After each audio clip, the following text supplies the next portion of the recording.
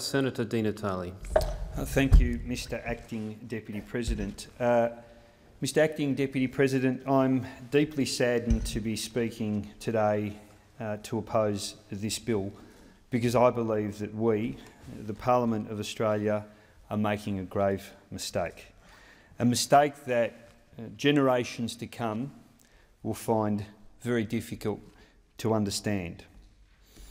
I do know that this is a tough decision, and I do know that there are no easy answers. The movement of people fleeing persecution and seeking protection in foreign lands is a problem that's occurred for many centuries. It's a problem that's escalated in recent decades, and it's an issue that's far beyond the power of this Parliament to resolve. I also know that there are many good people in this place who have wrestled with their conscience, who have listened to the arguments and have formed a view that punishment's necessary because they believe it acts as a deterrent to others and in doing so might prevent further deaths. They are wrong, but they are driven by good intentions. I do fear, however, that there are also many others in this place who believe that punishment's necessary not because they've ever believed that refugees have a right to seek our protection, or that we, as a wealthy, domestic sanctuary, should provide protection to these people. We have a long and sometimes deeply shameful when it comes to race history in this country, and it's hard for me to escape the fact that race is one part of the equation when it comes to immigration policy. We decide who comes to this country and the circumstances in which they come has nothing to do with concern for the most vulnerable people on this planet, and everything to do with the sorts of cold-hearted attitudes, with the sorts of sometimes racist attitudes that have driven this debate for more than a decade. Now, as a young doctor, I learnt about the Hippocratic Oath, the key tenet of which is first do no harm. This piece of legislation violates that key principle. We hear much about deterrence. Deterrence has become the word in which this debate has been framed, but let's call it what it is. What we're really saying is that it's acceptable to inflict punishment, to inflict suffering, to inflict misery on one group of people in an effort to try and change the behaviour of another group of people. It violates the key principle, a principle which I've always held dear: first do no harm. If what we were being asked to do today was to turn our backs on people who need our protection, that in and of itself is bad enough. But we're not only asked to do that, we're being asked to actively inflict more pain and suffering on the lives of some of the most vulnerable people on this planet. Imagine at the age of 16 being on the Pakistan-Afghanistan border, watching your family removed from a bus and being shot before your eyes. Imagine returning home and being told you're next. Imagine then fleeing your culture, your traditions, your language, your friends, your family, arriving in a foreign country, finding your way across the seas in a perilous journey, and then being told that you will be imprisoned, detained, with no prospect of your claim being assessed and processed in a timely way, not knowing what your future holds. That's what we're being asked to vote on today with this bill. Now, that alone is cause not to support this bill. But there is, of course, evidence that that sort of punishment, as severe and as harsh as it may be, won't in fact work, won't stop people from seeking sanctuary in this country, and in fact may make their suffering and the suffering of others worse. This is a debate that has been based on assertion, not evidence. We now are in an era of post-truth politics where if you say something often enough and for long enough, that it becomes the truth. And so it is with the mantra of "we stopped the boats." There's good evidence, in fact, that there are a number of factors outside of the control of the Australian government that resulted in the changes of boat arrivals to this country. In fact, we saw one of the greatest tragedies in Australian waters in our history with the sinking of the Civex, well after many of the harshest elements of the Pacific solution were introduced. This is a case of correlation, not causality. And some people in the opposition need a lesson in the distinction between correlation and causality. Just because something happens while you're in government does not mean that you're responsible for it. And of course, there's the question of whether the practical nature of the solution put in front of us will in fact stop people from coming here. We've already heard accounts from people waiting in places like Malaysia and Indonesia who have already told us this won't change their decision because the alternative is something they simply can't contemplate. And think about that. You're fleeing a situation where you face near certain death. You're sitting in limbo where you have no access to education, to healthcare, no prospect of seeing your family, the potential for imprisonment, the potential that already exists of dying at sea, and a change that says we will process you, and if that claim is successful at some point you will get processed and be welcomed into Australia. Well, why would you choose not to make that trip?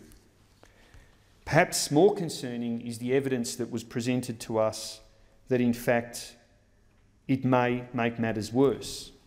That in some instances, and in a small number of cases, where people's behaviour may in fact change, that they may choose to take a riskier journey.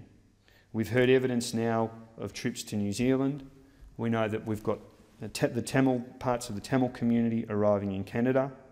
We know that simply because people don't drown in Australian waters doesn't diminish the fact that they drown and die elsewhere. If it results in simply an outsourcing of the misery and suffering that occur in Australian waters, then surely that's not a reason to pursue this policy. Now, I heard from Senator Cameron earlier about his response to the Greens' position.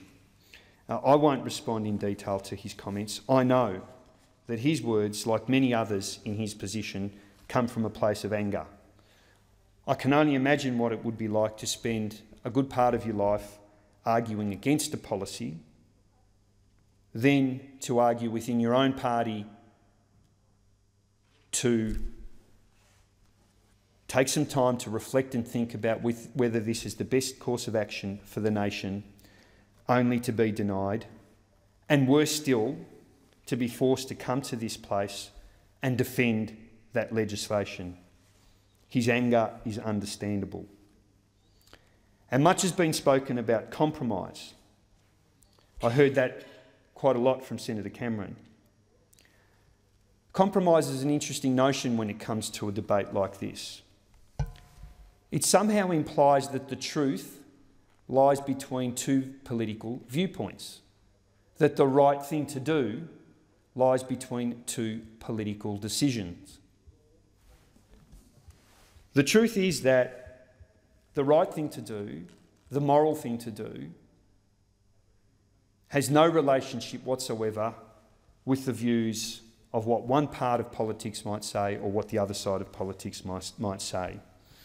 The truth is independent of what we say in this place, and in fact, in some instances, compromise means no more and no less than a betrayal of the things that we believe in.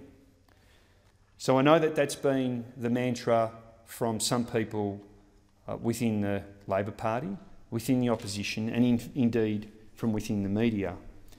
But I say to them that compromise means nothing if it achieves an outcome that results in more pain, more suffering, and more misery of some of our most vulnerable members of the community. I too, like Senator Cameron, wanted to take some time to reflect on what other groups might have said about this position. And I was fortunate enough to be in a cross-party meeting where we heard presentations from a number of people, a number of groups like Amnesty International, the Human Rights Commission, academics and others. We've subsequently heard from groups like the ACTU, the Uniting Church, and a number of other people working within this area of public policy. What's become clear is that they too believe that we as a nation are making grave mistakes. We've heard much about the Houston report and the expert panel, but let's not forget that that panel ignored many of the submissions made by groups like Amnesty and others that recommended that we take a different path. They too are experts, and I listen to what they have to say. I've also heard a lot of talk about the notion of finding a solution to this problem. But we need to ask ourselves, who is this solution for? Are we trying to solve a political problem, or are we trying to solve an issue that affects the lives of refugees? What I haven't heard is people asking refugees and asylum seekers themselves what is in their interests. Many of us purport to act in their interests. Well, if we're doing that, why not ask what's in their interests? We don't do that because the answer provides us with an uncomfortable truth. They do not want us to go down this path. The reality is that this is a solution to what is a domestic political problem, and what we've got here is a political response, a political solution. I know this is a tough decision for many people in this place. I understand that. But I do fear what will come as a result of the action that we're taking here today. The memories of people protesting in detention centres in far-flung places. The memories of young children scarred by their experiences in long-term detention.